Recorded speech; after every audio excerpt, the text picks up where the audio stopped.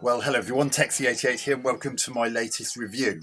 And now, as it's week 8 of 52, as I look at the each game week by week from the Sega Genesis Active Enterprises published Action 52 compilation, we're going to look at game number 8, which is 15 Puzzle.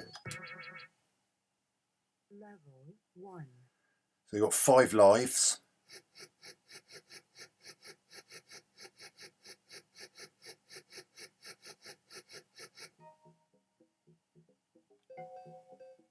So as you can see, it's one of those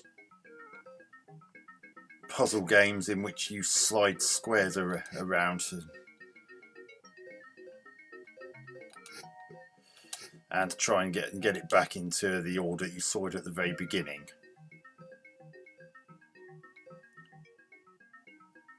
And for once on this compilation, it's competently done, but then I don't think even Action 52 could get it wrong.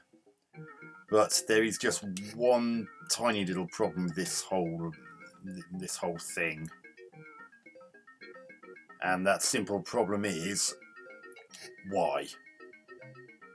Why would you even bother with this? I mean, this is on a Sega Genesis, 1993. Why would a kid who had a Sega Genesis or Sega Mega Drive if you're outside of North America want to play a game like this on a console that has things like Sonic the Hedgehog, Streets of Rage, and goodness knows however many countless classics there would have been for the console, even at that particular point in time? Why would they waste their time playing something like this, which again looks like an 8-bit game,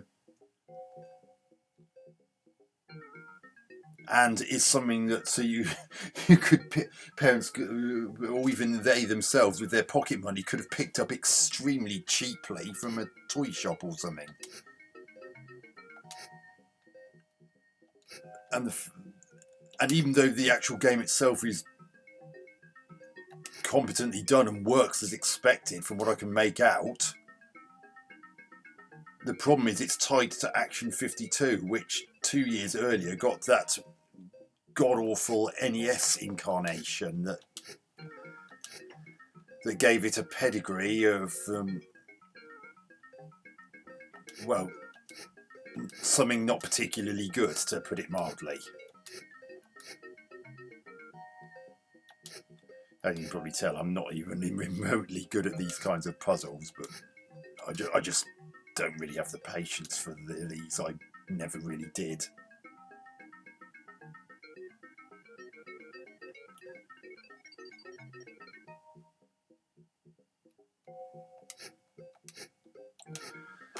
But I can't really say much more about this. You're just trying to get these numbers tiles back into the order you saw them before it was all mixed up automatically, and that's it. So I don't really think I can say anything more about this apart from I don't really know why they bothered doing something like this on a 16-bit platform with 8-bit graphics.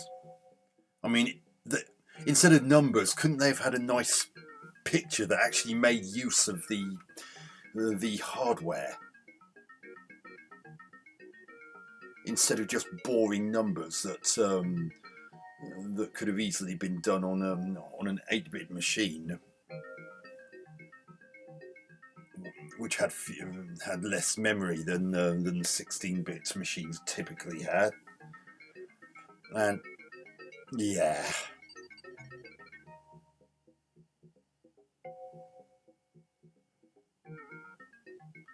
this isn't something that a lot of kids in 1993 would have wanted to be playing on their 16-bit consoles. No.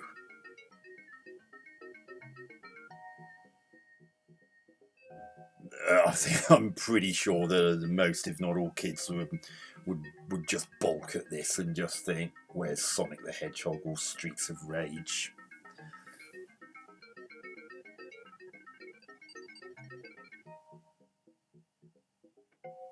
On the plus side, it works, but that's all I can really say about it.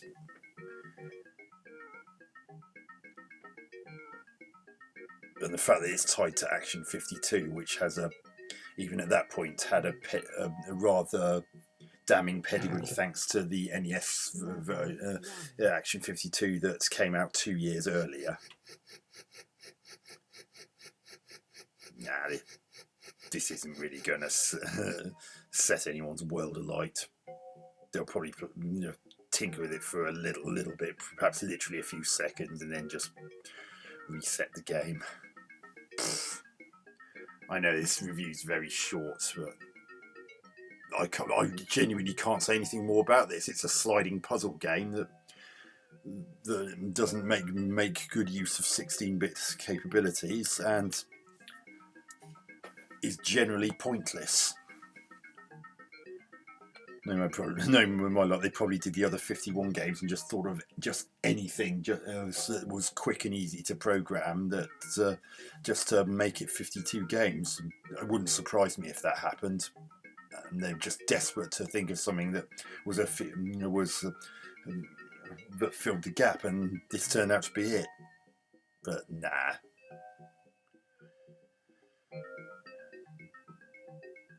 This is just not really worthy of attention after everything I've just said. So I hope you enjoyed this video. As I've said previously, I'm planning on doing a final score for the entire compilation once I get to the end of the run, which, as you probably guessed, given there are 52 weeks in a year, should be the last week of 2023, all being well. So I hope you enjoyed this video. Catch you on another one soon. Taxi88 out.